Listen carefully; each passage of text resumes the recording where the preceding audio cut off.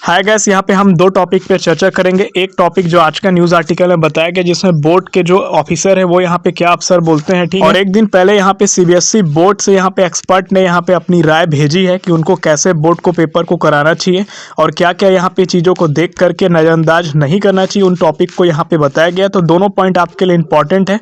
पहले हम आज का मीडिया आर्टिकल में पढ़ते हैं क्या बोला है। लिखता है 12वीं की परीक्षा में होगी देरी, केंद्र में ही परीक्षा होने की संभावना ज़्यादा। तो कहने का मतलब ये है कि जहाँ पे आपका एग्जाम केंद्र है, जो आपका परीक्षा केंद्र है, वहीं पे आपका पेपर होने का संभावना ज़्यादा है। अब मीडिया आर्टिकल में भी कोई कंफर्म नहीं कह रहा कि आपका पेपर ऑफलाइन हो सकता है, यहाँ पर भी संभावना है, ठीक है। अब लिखता क्या है, छत्तीसगढ़ बोर्ड के तहत कक्षा 12वीं की परीक्षा छात्रों को इस बार भी केंद्र में आकर देना होगा। आगे बताया है कि एग्जाम फ्रॉम होम पद्धति या ऑनलाइन परीक्षा होने की संभावना कम है। 12वीं की परीक्षा अभी कुछ दिनों तक नहीं होगी, इसमें देरी होगी। अफसरों का कहना है कि 12वीं की स्थगित परीक्षा को लेकर चर्चा की जा रही है, इसका आयोजन अभी मुश्किल है, जल्द इस संबंध में सूचना जारी होगा। तो इन्होंने यहाँ पे मीडिया आर्टिकल में बताया कि कुछ भी सूचना आ सकता है कि आपका पेपर ऑनलाइन होगा या ऑफलाइन होगा या असाइनमेंट बेस पे होगा।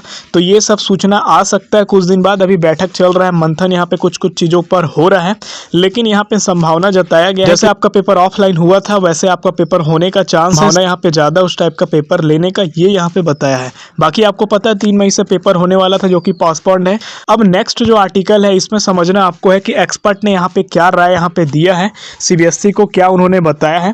तो यहाँ पे दो तरह का राय है। पहला राय ये है कि बच्चों का फ्यूचर बर्बाद नहीं होना चाहिए, ठीक है। और दूसरा राय ये है कि उनका सेहत भी खराब ना हो, उनको किसी भी प्रकार का कोविड से जूझना न पड़े। ये भी दोनों बातों को रखा गया है। दो तर्क यहाँ पे दिया गया है एक्सपर्ट के द्वारा कि बिहार बोर्ड हो गया, केरल बोर्ड हो गया, यहाँ पे पहले से ऑफलाइन पेपर हो चुका है।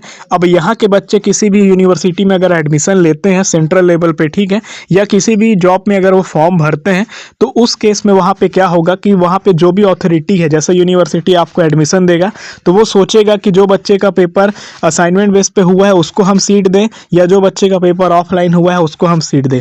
तो यहाँ पे ये चीज़ें थोड़ा सा डाउट आएगी, ठीक है। इसलिए यहाँ पे एक पैटर्न अपनाने का बात किया गया है एक्सपर्ट के द्वारा। बाद में ये भी उन्होंने कहा है कि अभी पेपर बिल्कुल भी न कराया जाए, क्योंकि अभी कंडीशन जो है वो आपका सही नहीं है। अगर हो सकता है तो आप ऑफलाइन पेपर को किसी और मोड पर करा लीजिए, ठीक है। जैसे एनटीए आपका क्या करता है, होम सेंटर कर देता है, या फिर नंबर ऑफ एग्जाम जो है उसको कम कर दीजिए।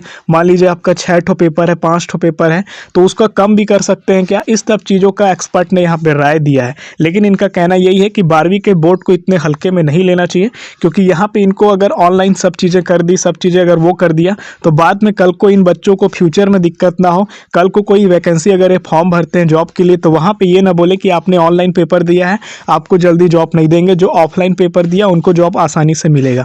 तो इस तरह के चीज़ों से दिक्कतें ना हो यहाँ पे, ना आपके कॉलेज के एडमिशन में और ना ही आपके जॉब को लेकर के। इस सब चीज़ को एक्सपर्ट ने सरकार के सामने, सीबीएसई के सामने रखा है और कहा है कि इन सबको सोच के ही सीबीएसई फैसला ले कि वो 12वीं के पेपर के साथ कैसा करना चाहती है, क्या करना चाहती है। दोनों का हितों को यहाँ पे देखना है कि बच्चों का स्वास्थ्य को भी और उनका जो फ्यूचर है वो भी, ठीक। अगर आप हमारे साथ जुड़ना चाहते हैं तो इंस्टाग्राम में आपका स्वागत है। मिलते हैं किसी नए वीडियो में, तब तक के लिए आप अपना ख्याल रखें।